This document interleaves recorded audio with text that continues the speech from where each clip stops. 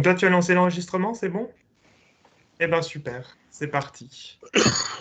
Et puis les retardataires vont nous rejoindre. Euh, Bonjour à tous, bienvenue dans cette matinale de la mode dédiée aux approches digitales du wholesale. On a imaginé ce webinar parce que ça fait maintenant presque un an que la crise sanitaire a bousculé toutes les habitudes, tous les agendas, les façons de travailler.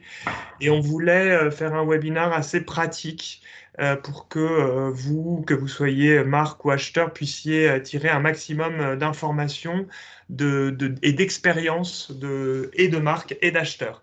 Donc, avec Priscilla, on est ravis d'avoir autour de cette table virtuelle quatre experts.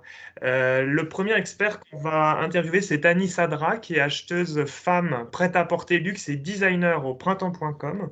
Et avec Anissa, on voulait en introduction lui poser les questions pour voir comment, du côté acheteur, elle a dû repenser toute l'organisation en vue des sessions wholesale, parce que vous, Marc, avez changé la manière de travailler. Et donc, il nous semblait intéressant de voir comment, du côté acheteur, elle a dû s'adapter. On parlera ensuite à Boris Provost, qui est président du salon Tranoï et qui a notamment accompagné cette mutation des événements en lançant Tranoï Link, qui est un outil de prise de contact entre marques et acheteurs.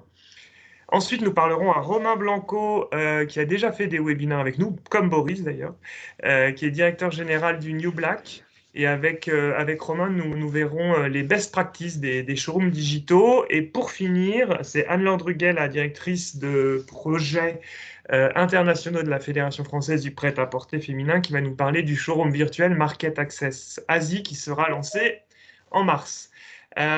Donc, comme je vous le disais, c'est enregistré. Donc, merci de couper vos micros. On a prévu des sessions de questions-réponses à la fin si vous en avez. Et sinon, n'hésitez pas à nous les poser au fil de l'eau dans le chat qui est dans le chat de Teams.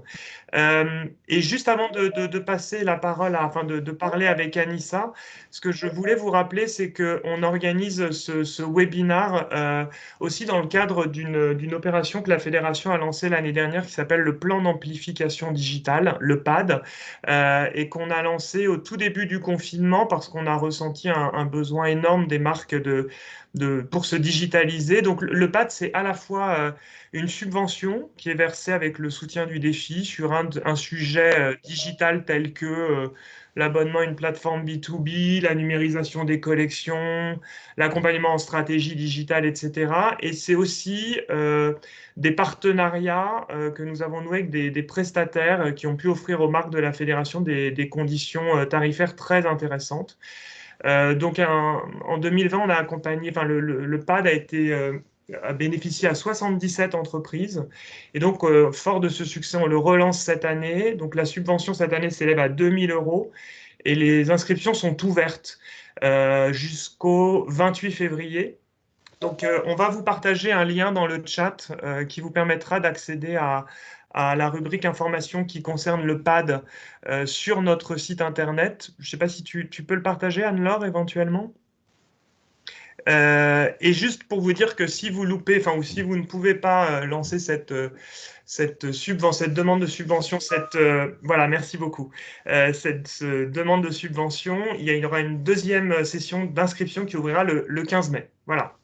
Donc voilà pour le PAD et les actions de la fédération. Donc comme je vous le disais, on va commencer avec Annie Sadra de printemps.com pour mettre en perspective toutes les problématiques du wholesale digital sous le prisme d'un acheteur, sous son angle de vue. Donc merci Anissa de nous consacrer du temps parce que je sais que vous êtes en pleine session d'achat et Tout que à fait.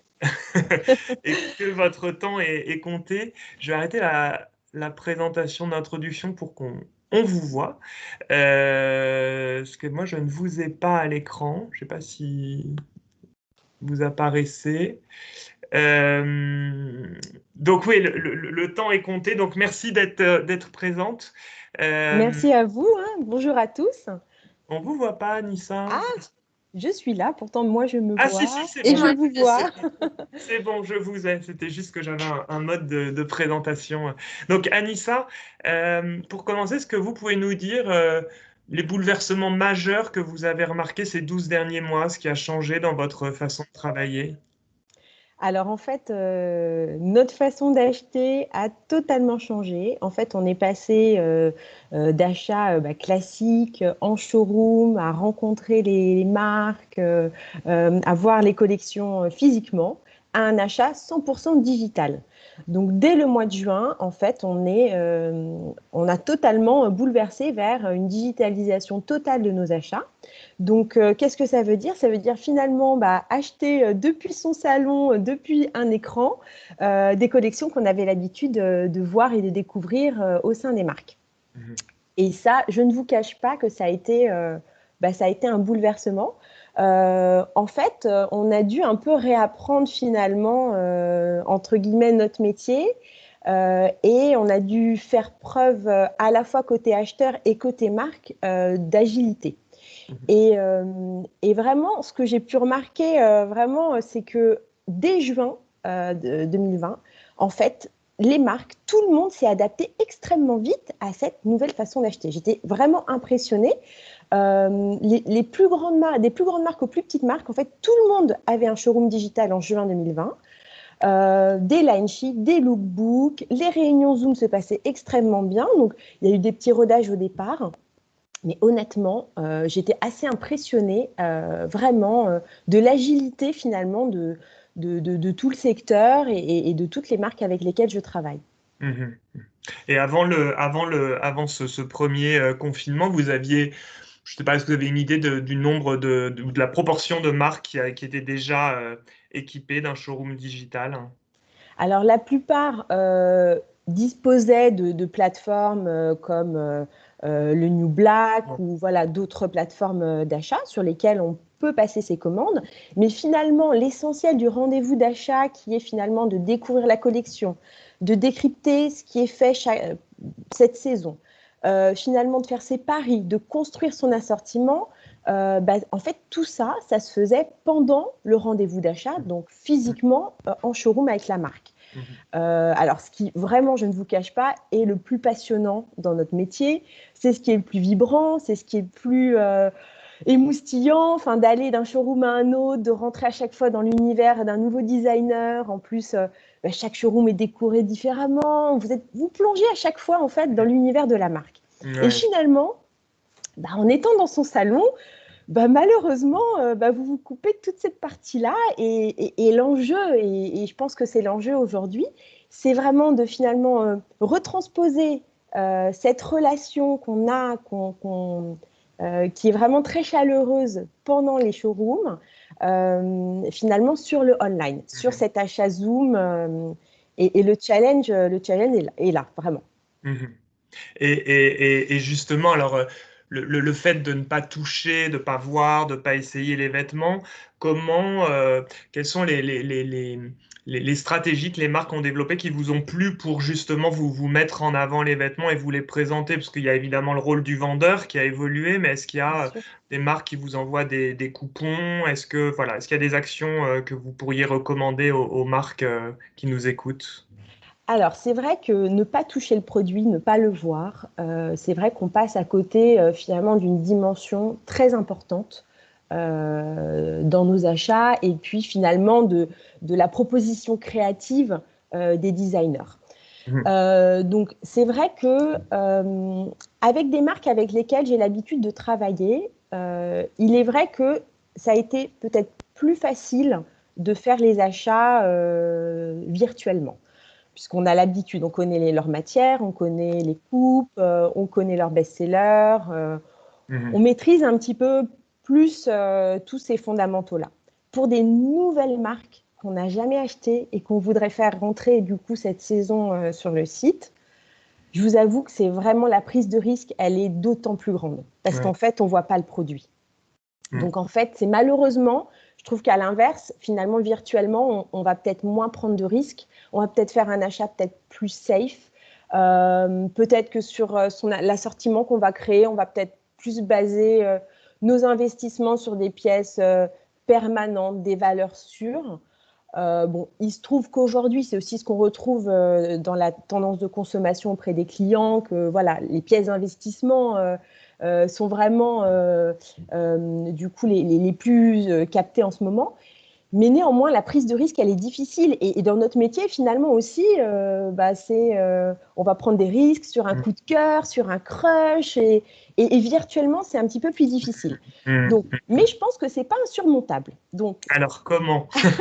Comment? je Parce que, pense qu'à non, mais c'est vrai que quand j'y réfléchis, une jeune marque, elle va s'adosser à un showroom ou à un salon et elle va profiter d'un trafic qui est assez naturel.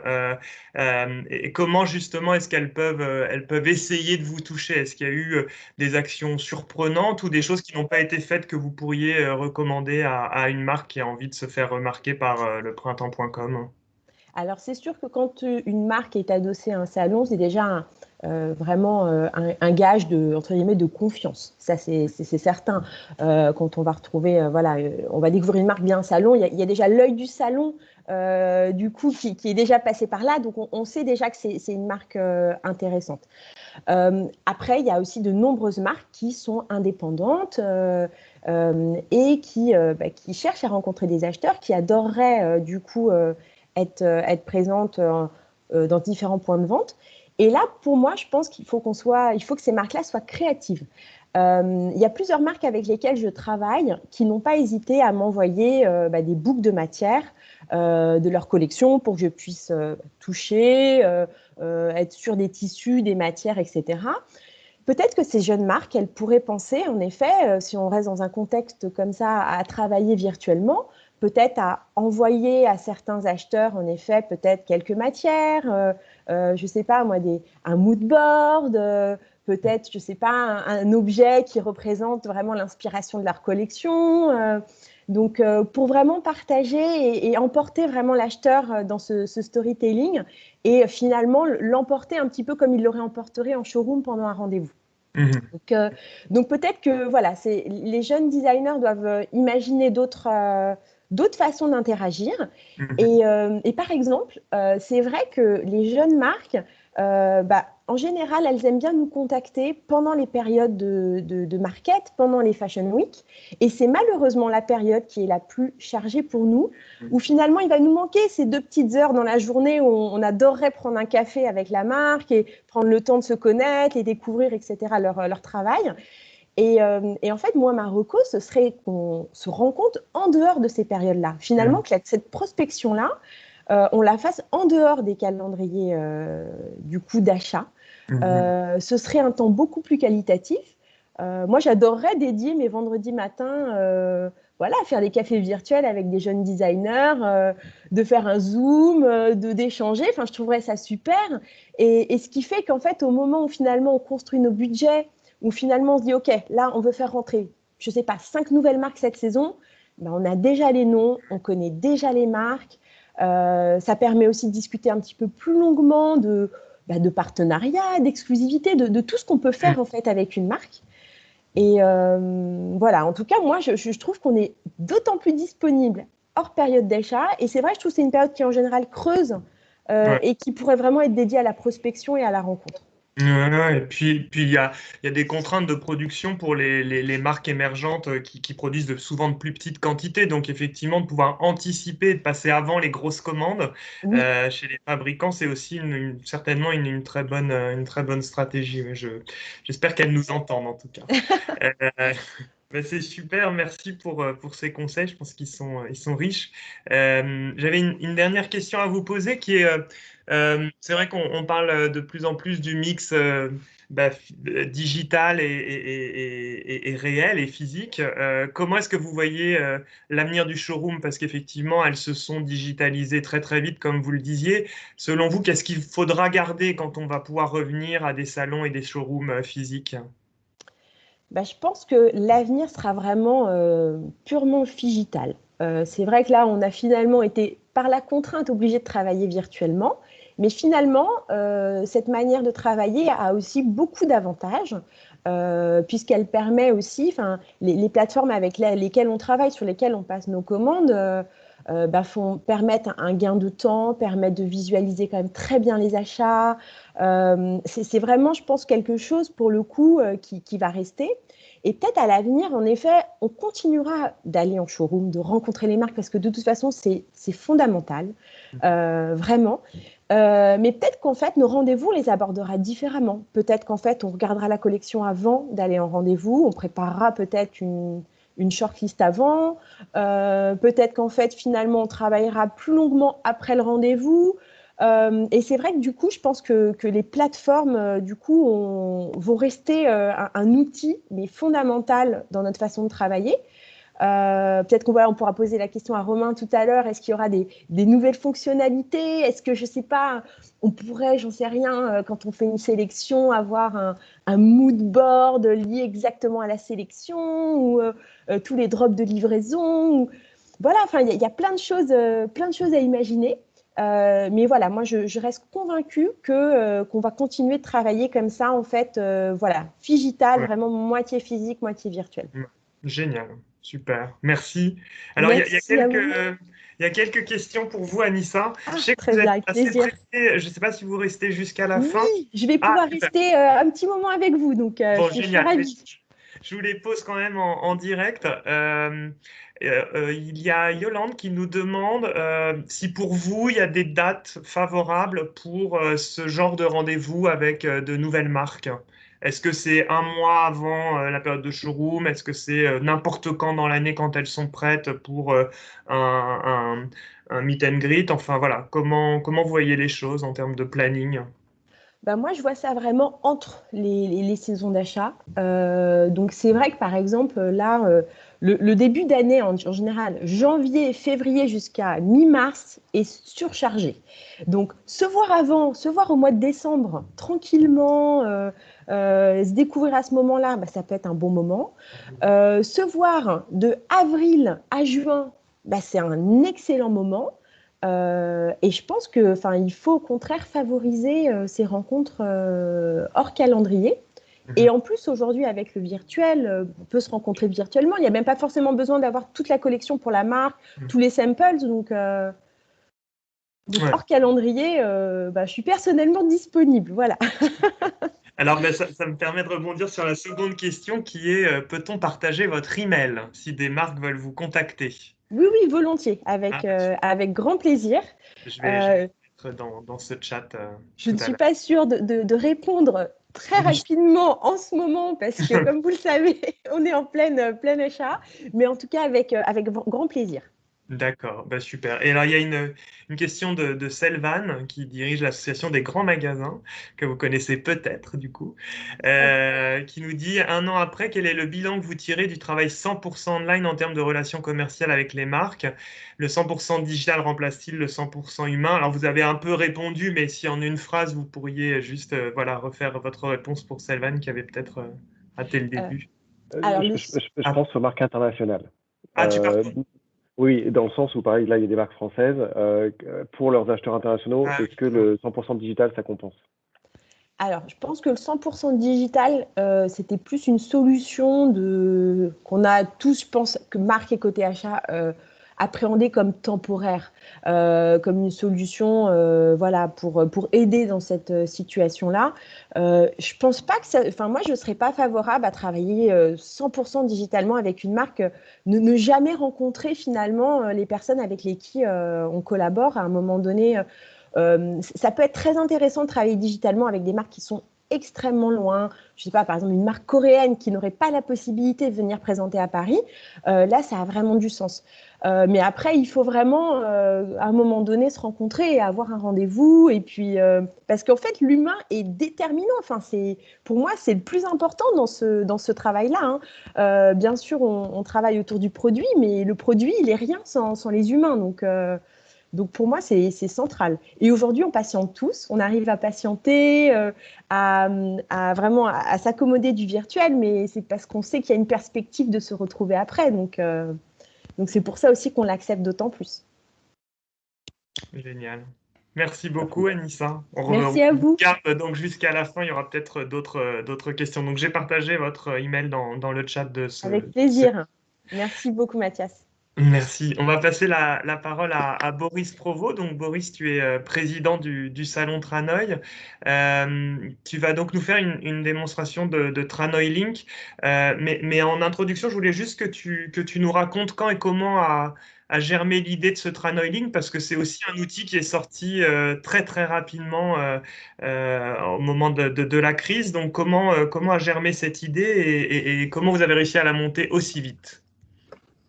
Bonjour à tous. Merci Anissa. En vrai, j'ai envie de rebondir sur plein de trucs que tu as dit parce que je suis en phase sur plein de sujets. Il y a plein de choses complémentaires que je vais essayer de dire dans ma presse. Écoutez, l'idée du digital, moi j'ai rejoint Tranoï en septembre 2019 avec dans mes objectifs de redéploiement de l'offre salon, évidemment une digitalisation de nos services.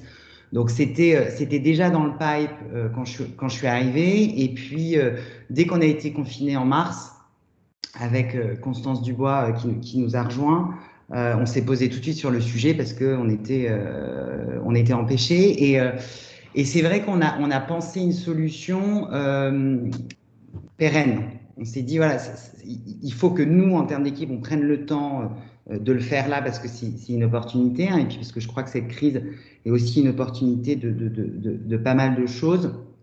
Et puis on s'est pris aussi le temps de faire un bon benchmark de l'existant en disant qu'est-ce qu'on peut apporter de différenciant, une véritable singularité, qui ne concurrence personne et qui surtout matérialise notre métier. Notre métier, c'est la mise en relation. Donc la promesse d'un salon, c'est se faire rencontrer une marque, un créateur et un distributeur de mode, quel que soit le format. Donc du coup, le point de départ, c'était ça. C'est comment cette promesse, on peut la digitaliser. Comment on peut y remettre un peu d'émotion, parce que l'émotion, elle passe par le physique et la rencontre. Donc c'est une émotion nouvelle, en tout cas différente. Un point de vue esthétique fort aussi, parce que toute cette notion d'esthétisme sur digital, il n'est pas le même, il est obligatoirement transformé. Et quelles sont les opportunités du digital? L'opportunité première qu'on a vue, c'était l'agenda. Et ça rejoint ce que dit Anissa.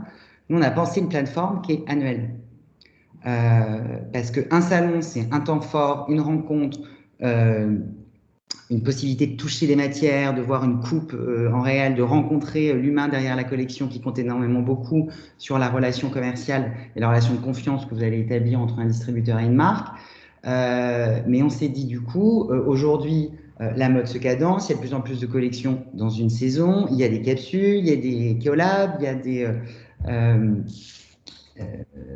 des collections spéciales. Voilà, on peut, grâce au digital, permettre à la marque de se promouvoir, de rentrer en contact avec des acheteurs toute l'année. Et puis le jour où on pourra faire des salons, ce sera un peu de cherry on the cake où les gens pourront se voir. Et ce que dit Anissa, c'est vrai, nous on a parié un peu sur les périodes entre les périodes d'achat, en se disant avril, mai, juin, octobre, novembre, c'est des périodes où on doit travailler son fichier de prospection, où on doit se poser sur la stratégie de commercialisation, où on doit faire un benchmark de la distribution pour se dire où est-ce qu'on a envie d'être distribué, où est-ce qu'on souhaite être distribué. Alors après, on voit, parce qu'on apprend, on voit que Anissa, tu serais très réceptive à ça. Après, c'est vrai que si la marque engage pas et n'est pas proactive, c'est pas l'acheteur qui prend aussi le temps pour le moment, sur les 6 premiers mois de retour d'expérience qu'on a, qui prend le temps d'aller faire une expérience de discovery. Donc après, notre rôle, c'est d'engager tout ça pour que les gens aient envie de le faire. Je crois que ce qu'on vient de vivre en 2020, tout le monde a géré l'urgence et a géré un peu la panique, a été agile pour pouvoir conserver son business au maximum et passer cette crise qui malheureusement perdure. Je vais juste dire avant un petit mot avant de commencer ma petite démo qui va être courte, mais je veux dire que le digital, pour les marques qui nous écoutent, en gros, beaucoup de marques se posent évidemment le choix du digital, ont pris des options, mais ce n'est pas une option digitale. Tout le monde est obligé d'y passer. Donc, quand on n'est pas, comme moi, digital native et très, très agile avec les outils, hein, parce que moi, ça fait 20 ans que j'organise des salons physiques, donc il a fallu que je m'y mette assez rapidement. Je me suis entouré d'experts avec une société avec laquelle on travaille aujourd'hui qui nous a développé la plateforme et les usages et toutes les fonctionnalités. Il faut aussi que les marques qui nous écoutent, vous vous engagez dans le digital. C'est-à-dire que le digital, c'est pas juste je mets ma collègue sur une plateforme et j'attends que les acheteurs viennent. C'est la même logique qu'un salon. Si vous prenez un stand pendant 4 jours et que vous attendez que ça se passe, vous n'aurez pas les mêmes résultats. Donc, il faut faire le bon diagnostic, être accompagné, écouter les bons conseils et après choisir les bons outils qui correspondent à votre organisation et dédier des ressources pour animer vos communautés, pour prendre à bras le corps ces outils qui sont nouveaux aussi parce que c'est une transformation culturelle et d'usage. Hein, donc voilà, c'est pas facile, mais il faut dédier du temps et des ressources. Et puis voilà, juste un mot avant de commencer en disant que quand même cette crise, elle nous permet quand même une nouvelle proximité. C'est pour ça qu'on en parlait avec Anissa. Parce qu'on a eu la chance de faire un Insta Live ensemble. Depuis le premier confinement, on fait des Insta Live toutes les semaines où on invite des acheteurs.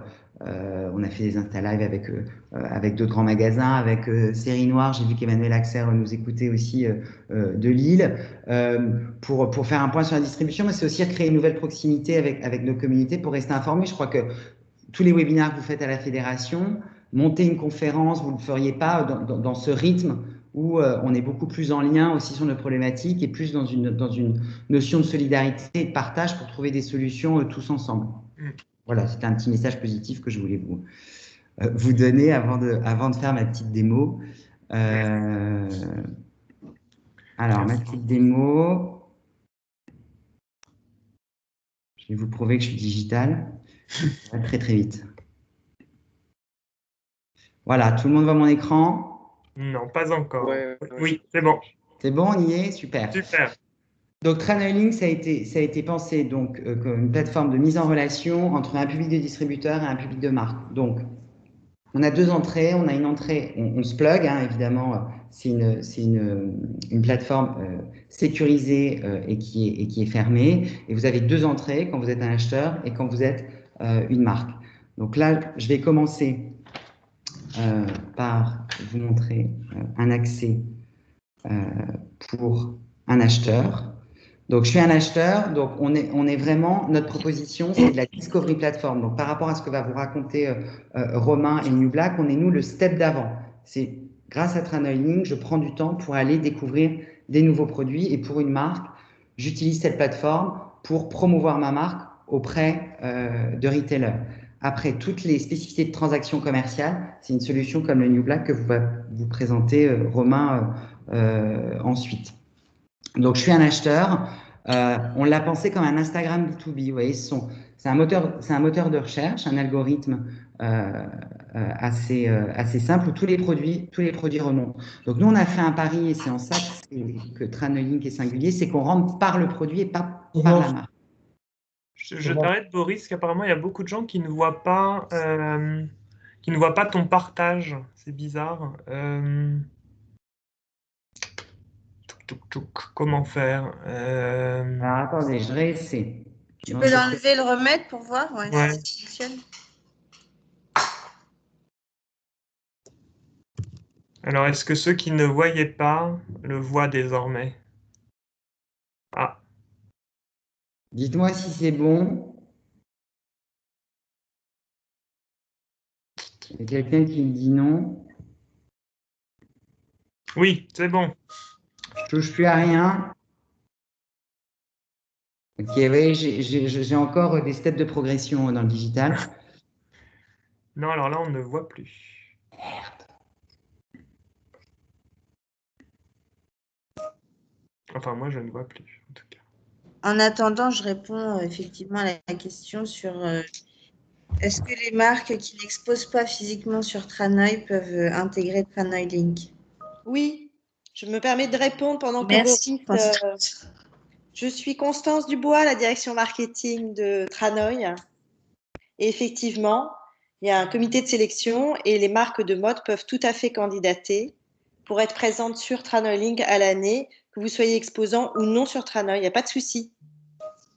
Est-ce que vous Bon, ça voyez mon fait- écran? Oui, oui, c'est bon. Oui, c'est bon. Merci Oui. beaucoup. D'autant plus que l'outil il a été pensé pour ça, pour aussi ouvrir à des marques qui n'utilisent pas le média salon, mais qui sont des marques créatives. Alors au départ, dans notre démarche, on s'est dit ça va pouvoir intéresser des marques qui n'ont pas les moyens financiers de faire un salon. On connaît le prix des salons et autres. Donc il y avait aussi cette volonté d'ouverture à des marques qui n'ont pas la possibilité de faire des salons physiques, et grand bien nous a pris, parce que de toute façon, ça fait 1 an qu'on n'a pas fait de salon physique. Donc c'est pour ça qu'on est ouvert. Donc, je vais assez vite. Je suis un acheteur, j'arrive, j'ai une partie éditoriale où je peux découvrir des produits en fonction de thématiques. C'est les 3 carrés que vous voyez ici. Donc, je rentre sur une tendance, je découvre la tendance et ça me fait remonter des produits qui sont liés avec cette tendance. Et sur ces produits, je peux cliquer. Voilà, je vais cliquer sur ce collier et je vais avoir un descriptif complet, ce produit avec des tags, avec le prix Wholesale, le prix conseillé, où est-ce qu'il est fabriqué, sa composition et autres. Je trouve cette marque plutôt intéressante. Et là, je peux aller sur le profil complet de la marque, où là, je vais en découvrir beaucoup plus et découvrir la collection globale. En tant que marque, vous avez la possibilité de mettre plusieurs collections, vous le voyez, donc des collections passées pour que l'acheteur puisse, on en parlait avec Anissa avant, si votre collection elle n'est pas prête, si vous êtes entre 2 saisons d'achat, les collections précédentes permettent aussi aux acheteurs de découvrir votre univers, votre positionnement, votre price point, votre distribution, et se faire déjà une idée en amont de votre marque avant que vous puissiez lui présenter la nouvelle collection. Et puis ensuite, l'acheteur, il a des fonctionnalités de suivre la marque, de vous envoyer un message, de vous rencontrer, de voir votre Instagram, de voir où est-ce que vous êtes vendu. Il peut aussi faire des recherches par designer, par ordre alphabétique. Je vais faire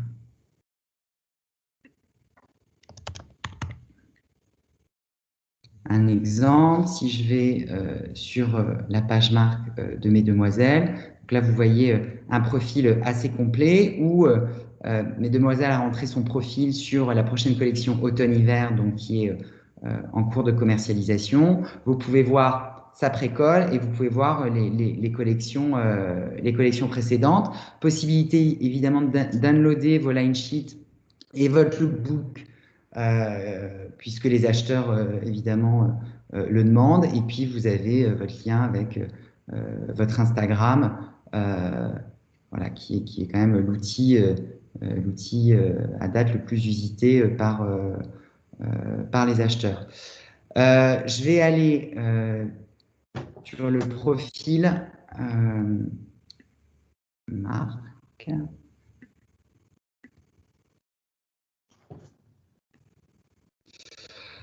Donc, une des singularités de cette plateforme, quand vous êtes une marque, c'est que tous les acheteurs qui sont enregistrés sur la plateforme et qui ont donc créé un profil, on a pris l'engagement de présenter ces points de vente pour que vous puissiez aiguiser, travailler votre prospection commerciale.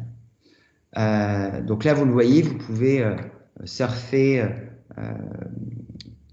voilà, comme ça, de manière aléatoire, où vous avez évidemment un moteur de recherche et vous pouvez chercher par pays. On est en cours de développement de fonctionnalités par produit aussi, par marque référencée. Là, vous voyez, vous avez plusieurs boutiques italiennes et vous pouvez aller voilà, sur un profil. Et si je vais par exemple sur Corso Como,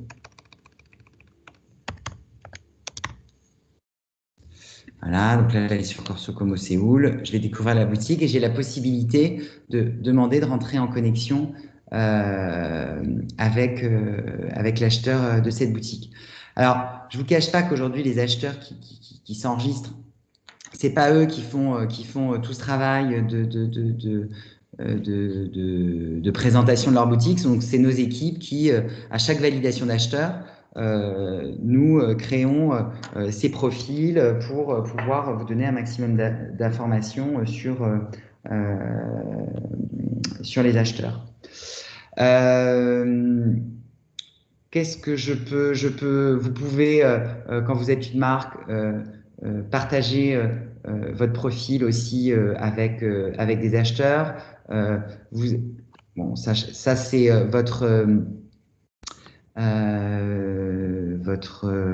comment on dit,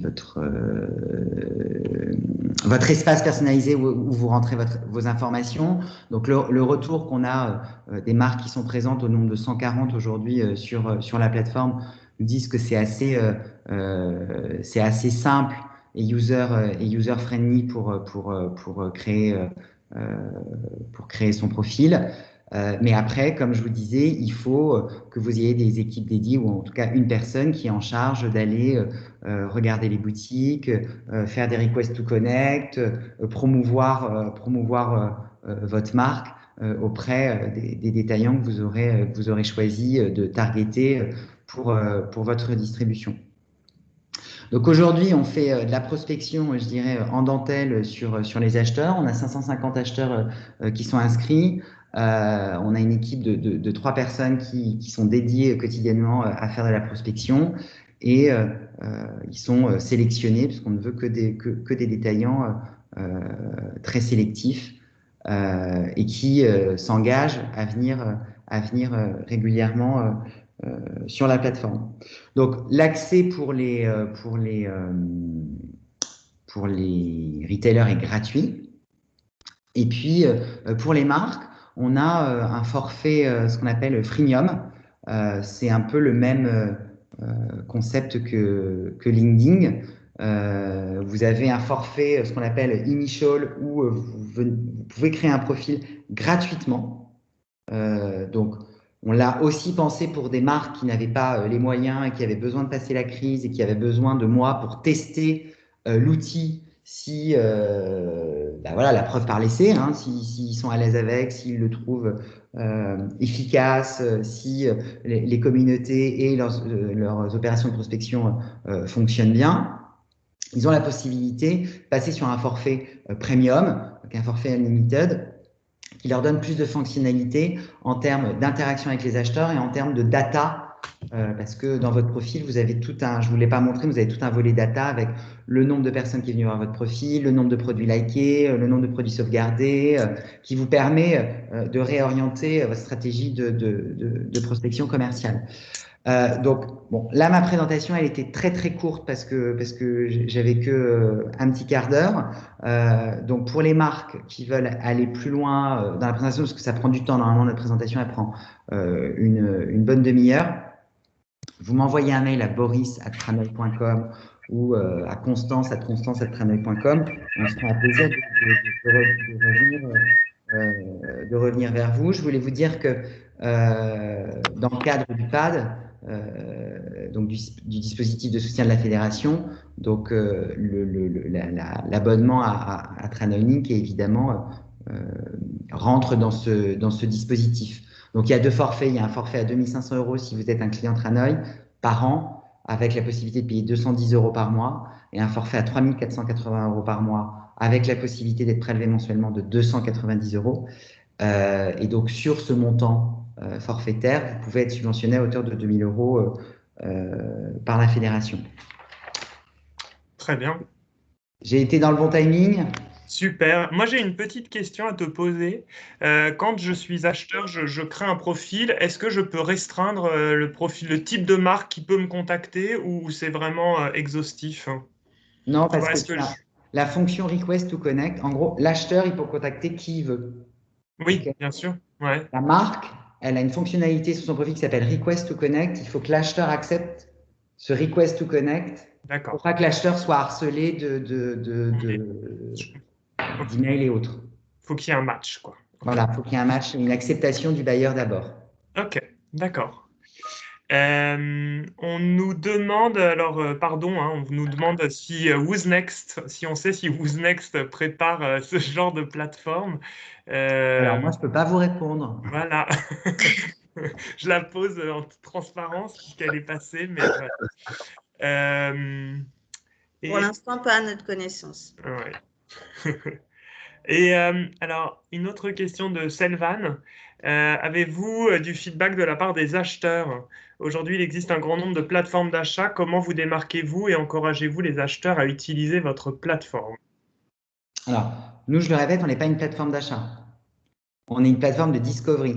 Je suis empêché, ce que disait Anissa, de découvrir des nouvelles marques, d'aller voir de voir les nouvelles collections. Je vais sur Tranoiling pour découvrir. C'est-à-dire que j'ai tendance à souvent le dire, c'est un Insta B2B avec de l'information B2B. Demain, on espère avoir un lien qui va nous permettre du profit de la marque, nous relier à des plateformes comme le New Black pour pouvoir acheter et avoir un parcours complet. Mais nous, notre promesse, elle est sur le discovery. Donc, on part en fort de communication, de newsletter, de call, de communication appuyée. On valorise toutes les nouveautés qui sont mises en lien. Il y a je ne vous l'ai pas montré, mais il y a aussi des notifications où l'acheteur reçoit des notifications quand une marque a mis à jour son profil, a mis une nouvelle collection. Donc, il y a beaucoup d'interactions qui informent l'acheteur sur les nouveautés et l'actualisation qui est faite sur la plateforme pour le pousser à y aller. Mais l'engagement est clé. L'engagement et la promesse, parce que vous aviez fait un séminaire là-dessus à la Fédé qui était super bien fait par Emilio sur un benchmark des plateformes et les fonctionnalités de chacune. Parce qu'au niveau de connaissances de certains clients ou de certains acheteurs, c'est vrai qu'entre toutes les plateformes qui se créent, l'offre de services, les gens sont un peu paumés, quoi. Donc, nous, on est sur une fonction découverte, ce qu'est un salon, en gros. Tu viens à un salon pour découvrir des marques. Moi, je suis pas là pour tenir le crayon ou l'iPad pour prendre la commande. C'est pas mon job. Non, mais tu l'as dit justement, tu as un peu un Insta professionnel. C'est vrai que les acheteurs aujourd'hui vont faire beaucoup de scouting sur Instagram. L'avantage avec Tranoiling, c'est qu'il y a aussi ce travail d'éditorialisation, de mix aussi des marques, de travail par tendance. Donc, c'est vrai que ça permet aussi, entre guillemets, de mixer des marques, des produits et d'aller un petit peu plus loin et entre guillemets, de pré-mâcher un certain travail pour l'acheteur et qu'il puisse aussi découvrir des choses un peu plus à 360. C'est vrai qu'Instagram, on est sur monopage parce qu'on va marque par marque. Et comme le disait Selvan, effectivement, ça se superpose avec la plateforme d'achat pour la suite. Et du coup, ça me donne une parfaite transition pour introduire Romain Blanco. Merci beaucoup, Boris, pour ta présentation. Et si vous avez des questions, il y aura du temps à la fin. Donc, Romain, merci d'être avec nous. Tu diriges donc le New Black et tu vas nous présenter peut-être nous faire un petit rappel quand même de ce qu'est le New Black et puis nous présenter les best practices de ces derniers mois sur le New Black. Oui, merci Mathias et merci Boris pour cette présentation. Alors, je suis directeur général du New Black. Je vais vous présenter quelques slides, j'en ai pas beaucoup, 5, 6, donc ça ne va pas durer très longtemps. C'est surtout pour mettre en lumière toutes les nouvelles initiatives et les mutations qu'on a observées dans la manière dont les marques ont abordé leurs relations et leurs relations commerciales wholesale avec les acheteurs. Pour revenir sur le point que Boris a évoqué, on n'a pas vocation effectivement à être un outil de prospection, c'est-à-dire qu'on ne va pas proposer aux marques de trouver leurs acheteurs. C'est une proposition qu'on a tentée dans le passé, mais on s'est rendu compte que c'était un métier assez particulier et les plateformes qui prétendent aujourd'hui pouvoir mettre en relation avec des acheteurs par curation, on l'a essayé, on s'est rendu compte que ça ne fonctionne pas. Chacun son métier. Je crois que la curation, c'est un métier. Celle d'un salon, c'est de pouvoir mettre ensemble des marques qui se ressemblent ou en tout cas qui ont un ADN proche. La nôtre, c'est de proposer un écrin digital et un outil commercial puissant pour justement gérer l'après, une fois que la relation commerciale a déjà été engagée. Voilà, c'était pour clarifier. Effectivement, on est en discussion avec Boris et l'équipe de Tranoï pour pouvoir assurer une continuité dans l'expérience depuis la découverte de la marque jusqu'à la prise d'ordre sur une plateforme comme la nôtre. Je vais partager mon écran, vous allez me dire si ça marche. Hop. Ça devrait mieux marcher, toi, Romain. Tu es plus digital que moi. Alors, je ne vais pas trop avancer là-dessus parce que j'ai changé d'ordinateur hier, évidemment. Et du coup, je vais devoir… Mais ça, Romain, c'est pas possible. Un marathon avec des nouvelles chaussures, hein, c'est bien connu. Je sais bien. Je vais devoir…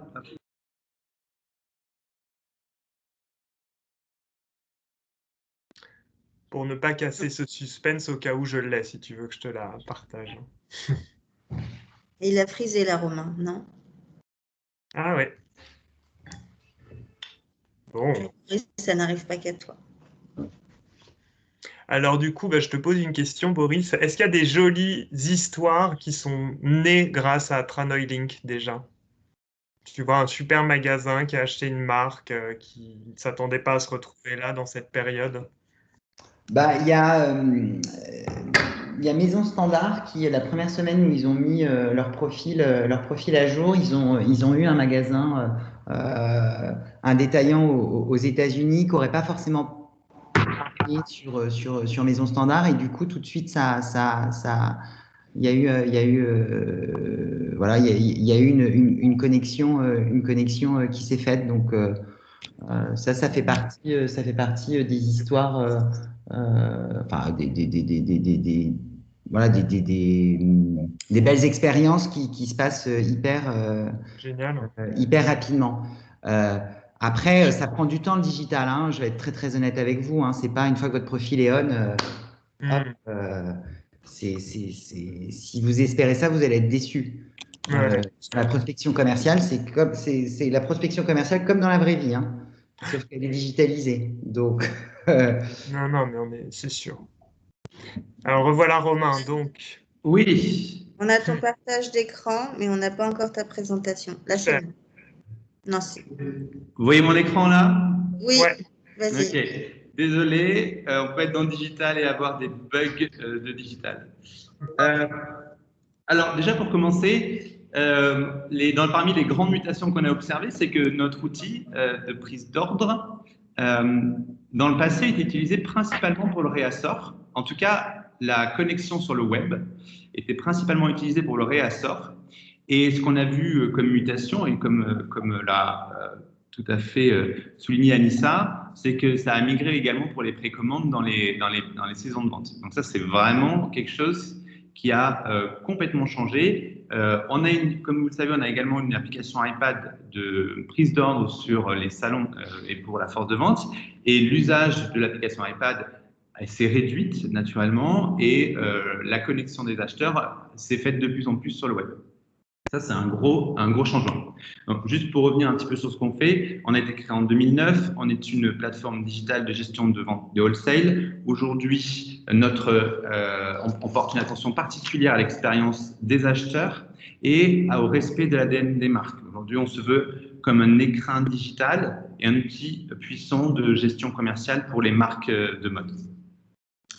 Alors, parmi les grands changements, et je pense que tout le monde l'a vu, je pense qu'il n'y a pas de surprise là-dessus, c'est que le contenu en B2B a explosé. On n'avait pas vu autant de contenu sur nos plateformes, on n'avait jamais vu autant de contenu sur notre plateforme. Il y a eu une grosse modification de l'usage du contenu. On a les équipes marketing digitales qui sont impliquées dans les conversations qu'on peut avoir, alors qu'on n'avait que les directeurs wholesale. Il y a eu un bouleversement dans les agendas, et notamment avec le fait d'anticiper des shootings photos. Pour vous dire, dans le passé, même pour des grandes marques, on a pu avoir seulement des sketchs sur le site web ou sur l'application iPad. Tout simplement parce que de toute façon, le produit se retrouvait en showroom et il pouvait être vu physiquement. Donc là où on a un des grands axes de mutation, ça a été de repenser le rétro-planning et de réfléchir au fait de faire un shooting pour le B2B plutôt que de le faire pour le B2C ou plutôt que d'attendre pour le B2C. Donc forcément, ça a bouleversé un petit peu les agendas.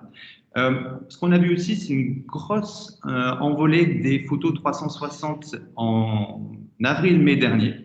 Une volonté de la part de toutes les marques d'avoir ce type de produit, de présentation.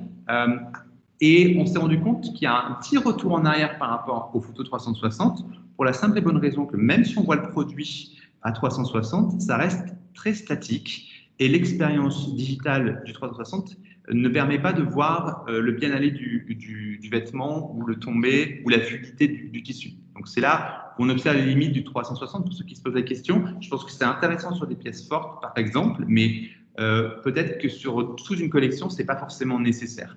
Quoi qu'il en soit, ce qui reprend le dessus un peu plus, c'est la vidéo.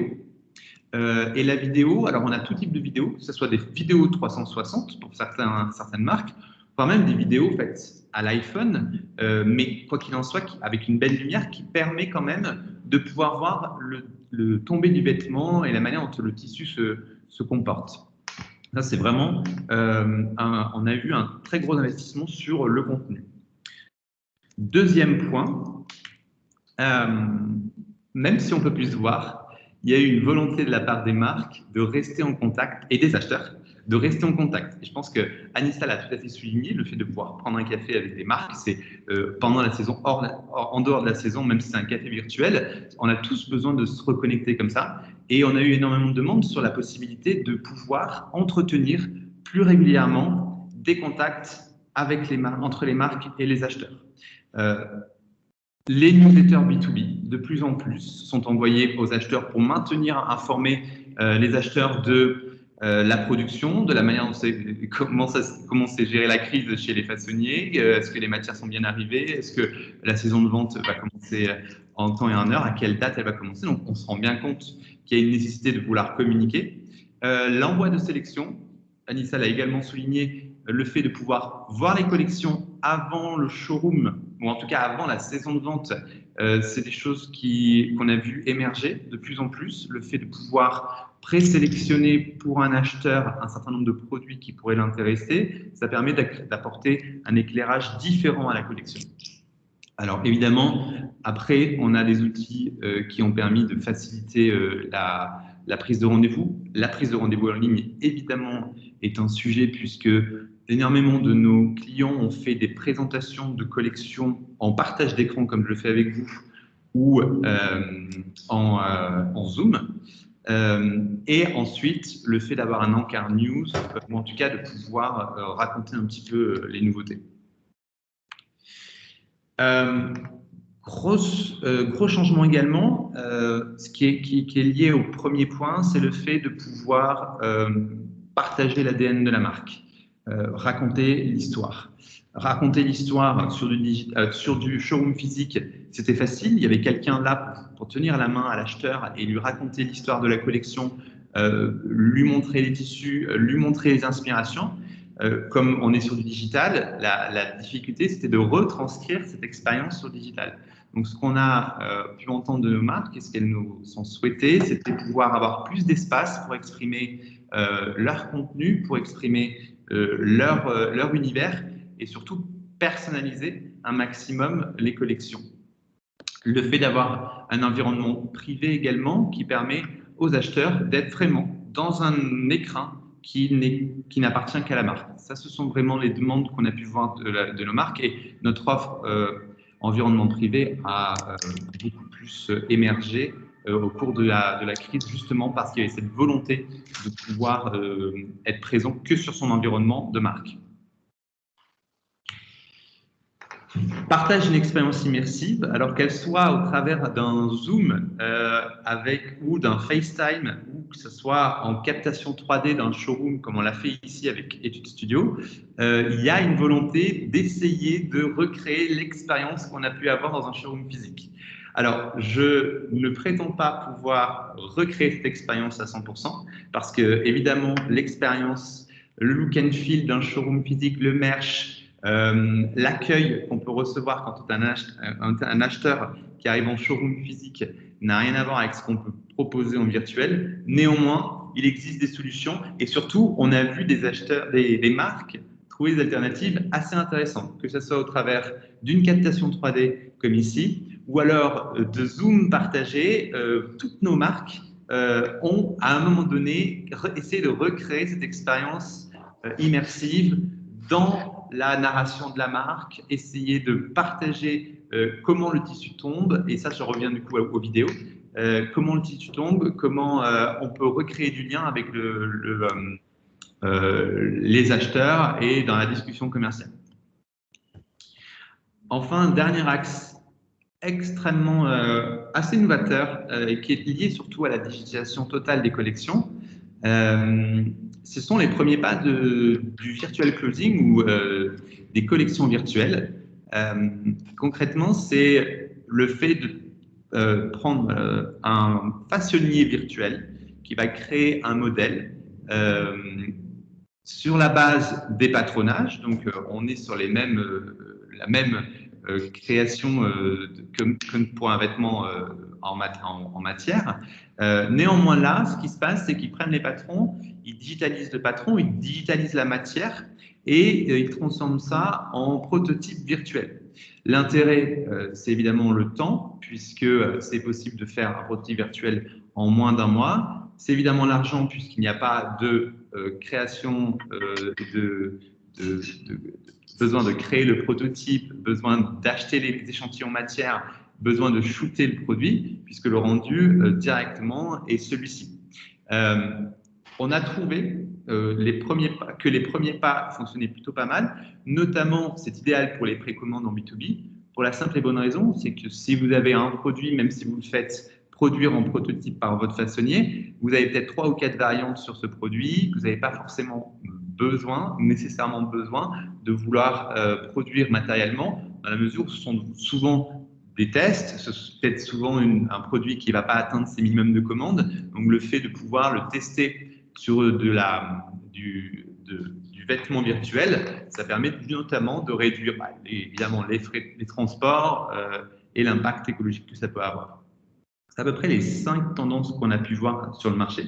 Ce que je dirais pour conclure, c'est que moi, je ne crois pas, et nous, au New Black, on ne croit pas à un tout digital. Et là, je rejoins Anissa et Boris sur le fait qu'on ne peut pas créer des liens commerciaux durables sur une relation qui n'est pas matérialisée physiquement.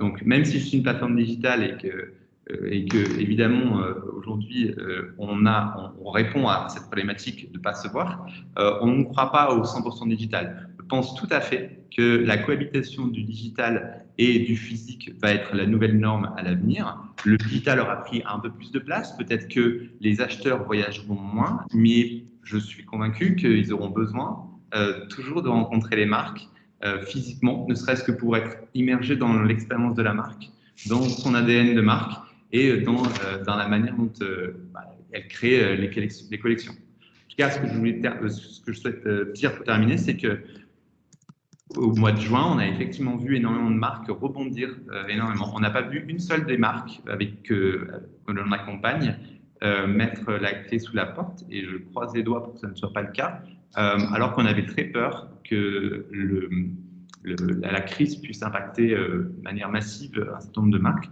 Donc, c'est plutôt une bonne nouvelle. Et en termes de résilience, je pense que l'exemple de Boris est tout à fait un exemple de ce secteur qui a une grande résilience, puisque transformer un salon physique avec une offre digitale aujourd'hui, c'est un parfait symbole de résilience. Et nous, on a hâte de vous retrouver, en tout cas, dans un salon physique dans les prochains mois, on espère, en tout cas.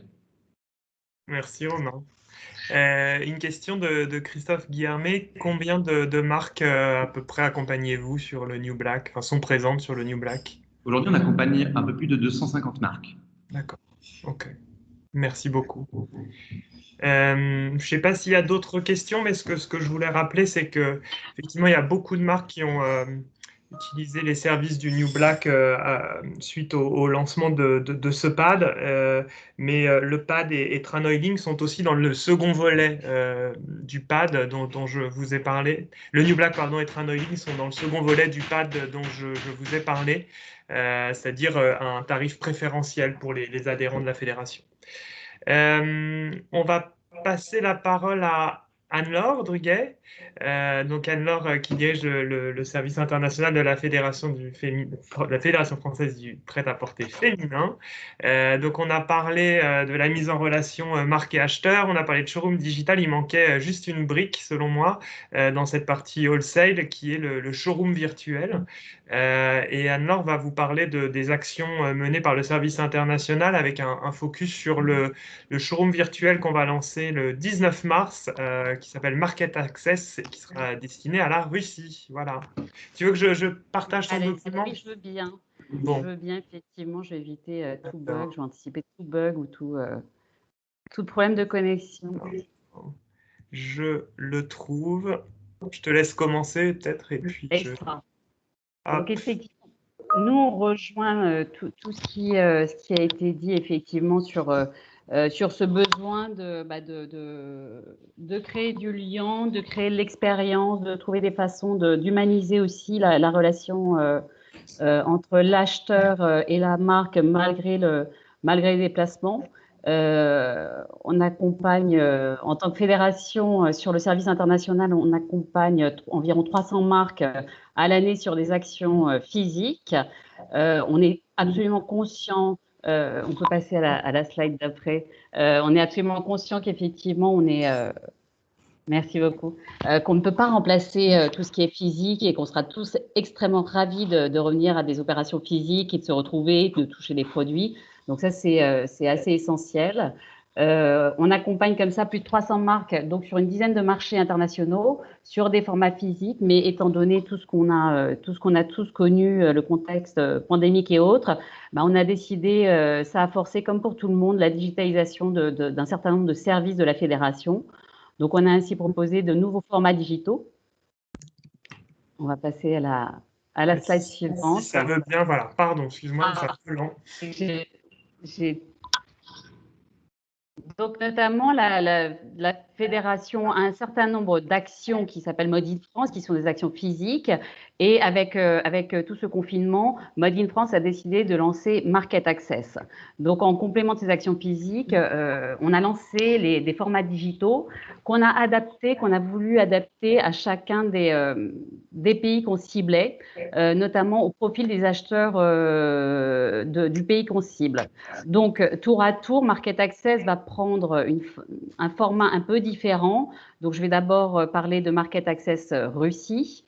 Qui est là. Market Access Russie, on s'est d'abord dit qu'il fallait soutenir les opérations en Russie ont eu lieu. Le salon CPM s'est transformé en opération sélection en Russie. Il y avait un certain nombre d'actions qui avaient lieu, mais on s'est dit que malgré cela, il fallait favoriser les échanges, soutenir les marques qui allaient sur ce marché, et on s'est alors dit qu'il fallait créer un format digital, aider les marques à prospecter, à se promouvoir sur la Russie, les soutenir particulièrement dans une période difficile comme ça. Donc, Market Access s'est lancé. Alors, à ce moment-là, on s'est dit, mais comment atteindre les Russes? C'est un marché un peu particulier. Tous les sites, tous les formats digitaux ne sont pas accessibles en Russie, pardon. Donc, on est parti sur un format assez simple qui est un format Zoom. L'idée est que on s'adresse à des marques qui sont déjà exportatrices en Russie, mais qui souhaitent maintenir leur présence auprès des acheteurs russes, ou à des marques qui souhaitent tester leurs produits, connaître le potentiel de leurs produits en Russie, voire créer des nouvelles opportunités en Russie. Donc, on a lancé ce format Zoom. Les marques se font connaître, s'identifient. On travaille en partenariat avec ProFashion, avec une autre fédération russe qui représente plus de 12 000 contacts de retailers russes. Et fort des candidatures des marques, on propose à ces associations de faire relais auprès de leur base d'acheteurs et ainsi on obtient un certain nombre de connexions lors des rendez-vous. Les acheteurs se préinscrivent et viennent aux rendez-vous digitaux. Alors les rendez-vous digitaux, ils ont eu lieu pour la première fois en août dernier.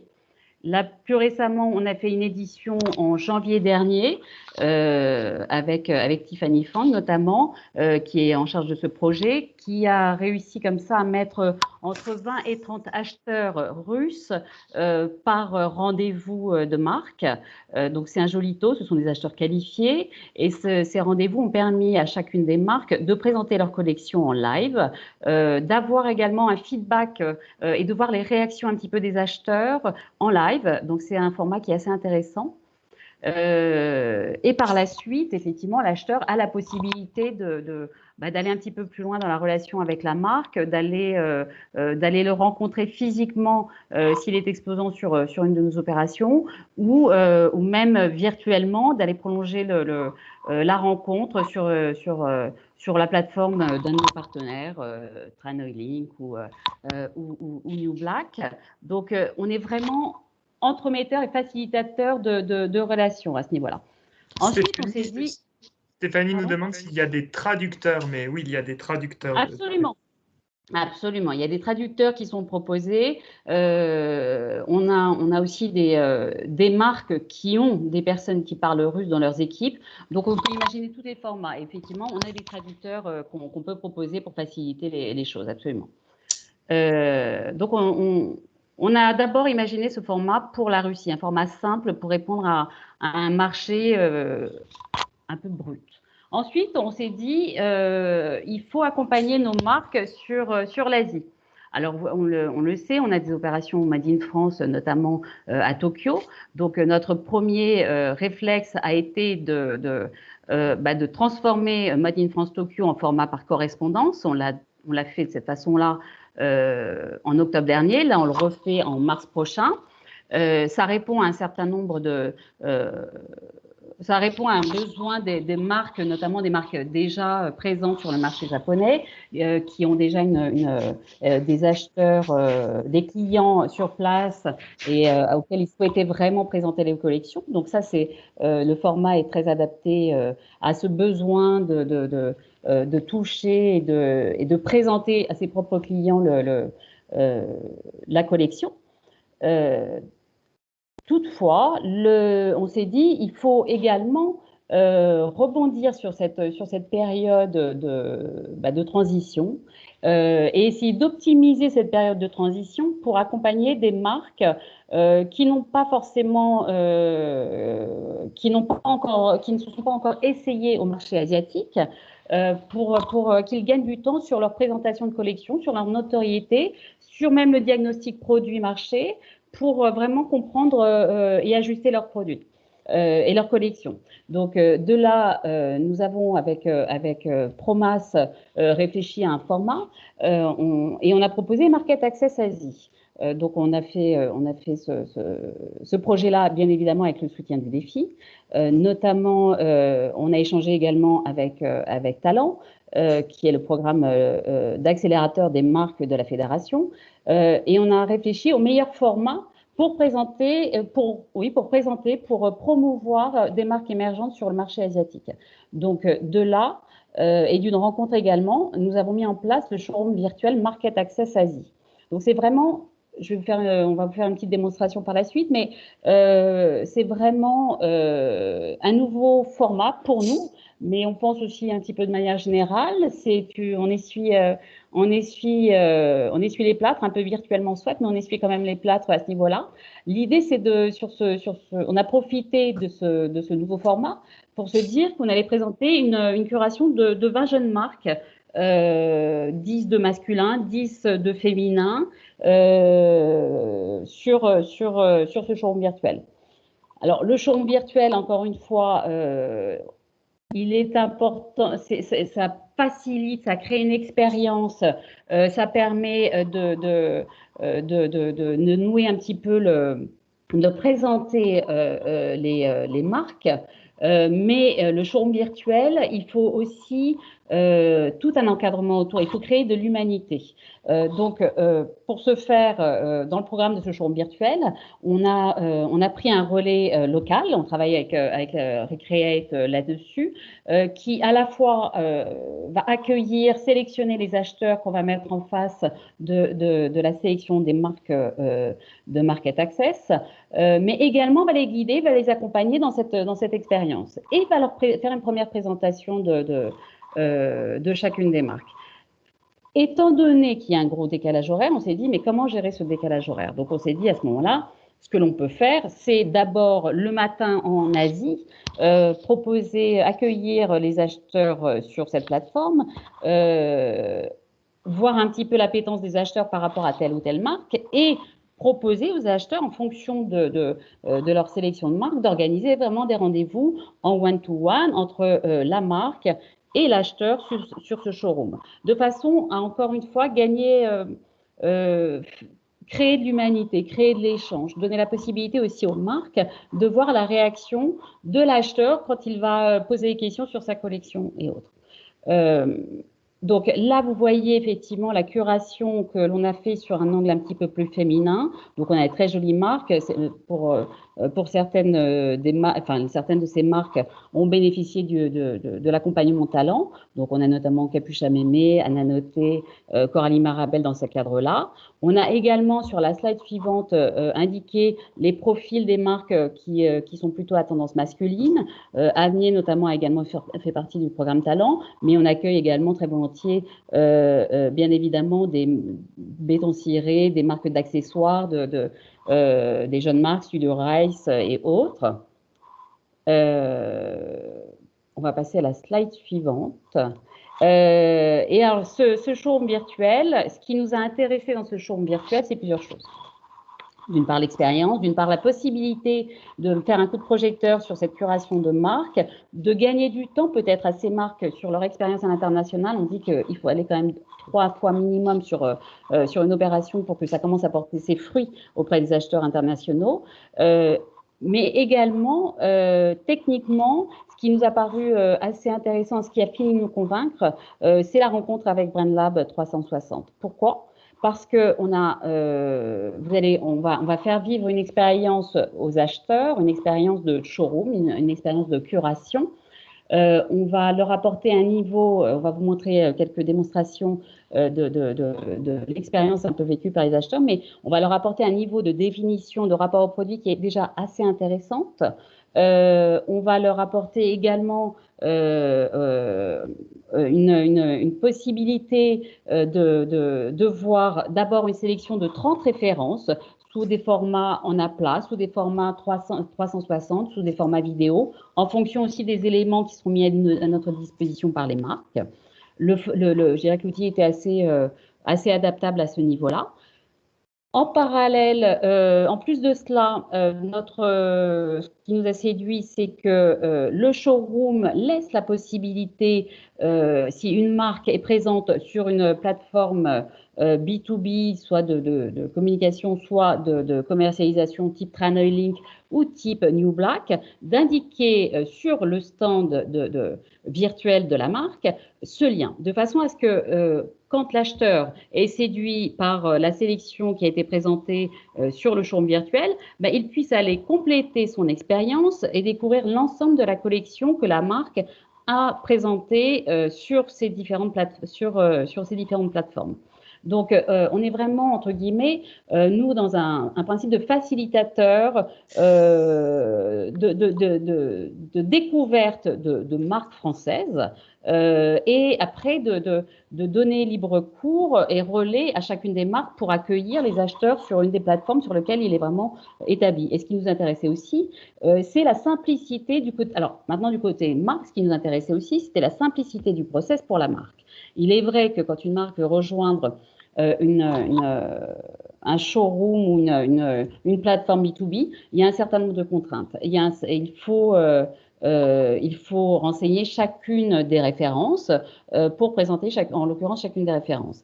Et là, le fait de pouvoir agréger un lien soit vers TranoyLink, soit vers New Black ou vers d'autres plateformes, eh bien, ça facilite aussi le travail de la marque. C'est-à-dire qu'elle n'est plus obligée, n'est pas obligée pour rejoindre Market Access de renseigner toutes ces références. Et ça, ça nous semblait assez essentiel parce qu'il y a quand même aussi une problématique de ressources humaines pour les marques qui est OK, il y a beaucoup de plateformes qui existent. Comment choisir telle ou telle plateforme et comment matériellement je peux aussi être présente sans démultiplier les ressources humaines. Donc, on trouvait intéressant ce format proposé par BrandLab 360. Alors maintenant, je vais. Je fais le time fleur, il faut qu'on accélère parce que Pas de souci. ça dure un peu. Alors, est-ce qu'on lance la présentation? Alors, on va lancer, absolument, on va lancer la présentation. Alors, vous allez voir, on est work in progress, donc ça va être assez rapide. Le Market Access Asie sera mis en ligne du 19 au 30 mars. Donc, pour l'instant, vous allez avoir une overview, un petit survol de l'opération. Alors, évidemment. Alors, on était encore logiquement, dans le document, il y avait la slide d'après qui permettait de… Est-ce que vous avez mon écran là? Alors là, vous allez plus vivre effectivement, ouais, on va plus vivre l'expérience du produit. Voilà. C'est quoi, Anne-Laure, tu vois mon écran? Je vois ton écran. Donc là, l'idée, on va lancer la petite vidéo. Malheureusement, on ne peut pas vous montrer en live le showroom, le Market Access, mais on voulait quand même vous montrer l'expérience produit qu'allait vivre l'acheteur.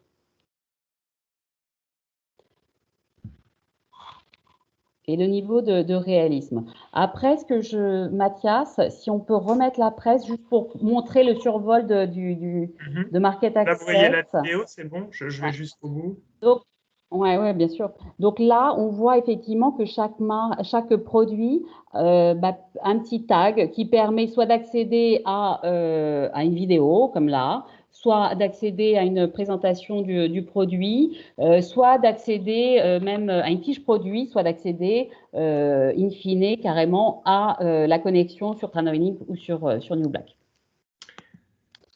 Alors, juste un petit survol, on n'est pas encore dans les couleurs de Mode in France ou de Market Access, mais juste un petit survol du showroom virtuel pour vous donner un petit aperçu. Alors, il va falloir vous projeter. L'idée, c'est que le showroom virtuel va avoir un petit sas d'accueil, salle d'attente pour les acheteurs. Il va y avoir une overview de la ville de Paris avec les toits de Paris. Et une fois cette salle d'attente ou cette salle d'accueil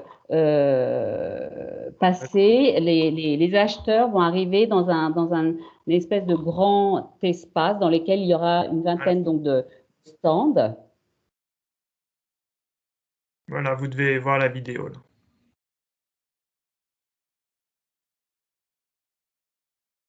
Alors, alors, personnellement, je ne la vois pas, mais j'espère que vous la voyez. Donc là, logiquement, vous devez survoler effectivement l'ensemble de la structure. Donc, elle sera vraiment opérationnelle à partir du 19 mars. Notre souhait, c'est déjà aussi de créer cette nouvelle expérience pour les acheteurs, d'attirer, de promouvoir ces 20 marques émergentes. Et in fine, peut-être de reproduire cette expérience sur d'autres formats et à terme, effectivement, donner la possibilité à ces marques émergentes qui auront rencontré, qui auront vu si elles ont un potentiel ou non, de rejoindre des opérations physiques, d'aller physiquement le moment venu, d'avoir gagné du temps pour aller rencontrer physiquement, in fine, les acheteurs en Asie. Voilà, j'ai un petit peu présenté les nouvelles actions Market Access de Mode in France. Est-ce qu'il y a des… Oui, il y a une question qui est quel matériel doit remettre la marque pour participer, pour être présenté? Est-ce que ce sont des photos, des vidéos 3D qui modélisent tout ça? Alors, on demande, on a un petit kit, un petit cahier des charges qu'on demande à chacune des marques, mais grosso modo, à minima, il faut effectivement un packshot HD pour chacun des produits. Encore une fois, on se limite à une sélection de 30 produits, hein, donc on ne vous montre pas l'ensemble de la collection. L'idée, c'est vraiment de faire un petit appetizer pour les acheteurs, pour qu'ils aillent encore plus loin sur une autre… plus loin avec la marque. Donc, à minima, il faut effectivement un packshot en aplat, mais très clairement, comme l'ont dit précédemment Boris et Anissa et Romain, il faut créer de l'expérience. Donc, une vidéo 360, une petite vidéo est bien. Il faut créer de la rupture. Et ça, il faut diversifier un petit peu les formats de présentation. Voilà. Mais à minima, sinon, c'est un aplat HD. Super. Merci beaucoup, Anne-Laure. Est-ce qu'il y a des questions pour nos intervenants pour finir cette présentation? On a un peu débordé par rapport au temps qu'on s'était donné. Il y avait beaucoup à dire. Alors, est-ce qu'il existe un lien entre Tranoï et le New Black? On y a répondu. C'est en cours, si je ne dis pas de bêtises. C'est ça? C'est ça.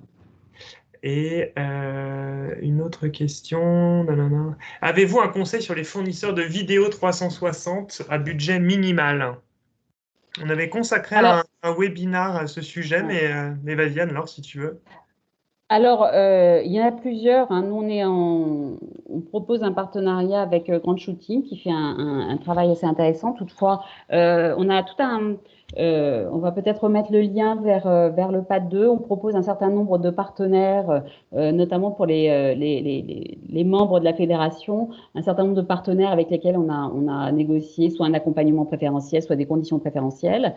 Donc, effectivement, vous allez trouver des partenaires sur cette liste pour des vidéos 360. Il y en a d'autres, on pourrait j'imagine qu'on pourrait en partager d'autres. En tout cas, ceux-là on a eu des bons retours d'expérience sur les marques, de la part des marques sur ceux-là. Sophie, c'est Grand Shooting. Grand Shooting.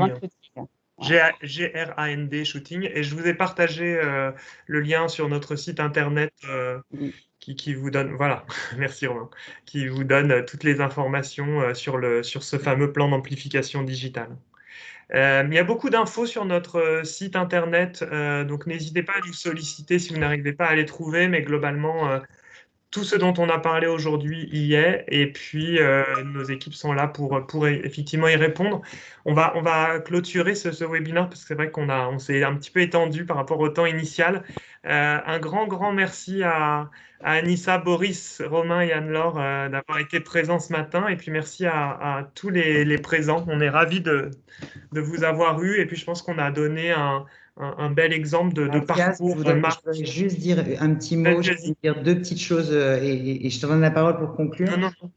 Je voulais juste vous dire que je l'ai cité rapidement, mais on organise un Insta Live toutes les semaines, tous les jeudis, qui est aux environs de 13h30 pour votre pause déjeuner du jeudi. Connectez-vous à l'Insta Live de Tranoï. On reçoit aujourd'hui un retailer de Bangkok avec lequel on va parler marché asiatique, approvisionnement de marques européennes, comment lui de Bangkok il fait aujourd'hui pour sourcer ses produits. Je pense qu'en complément de ce que nous a livré Anissa, c'est bien aussi d'avoir ce genre d'échange. Donc, n'hésitez pas à regarder le programme toutes les semaines.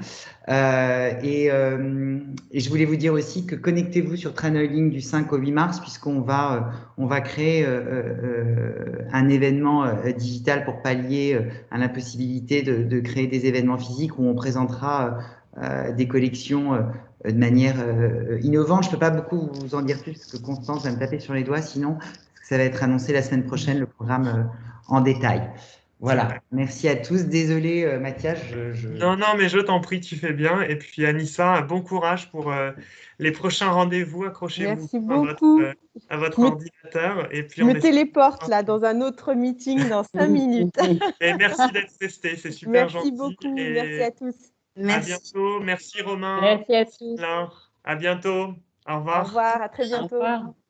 Au revoir.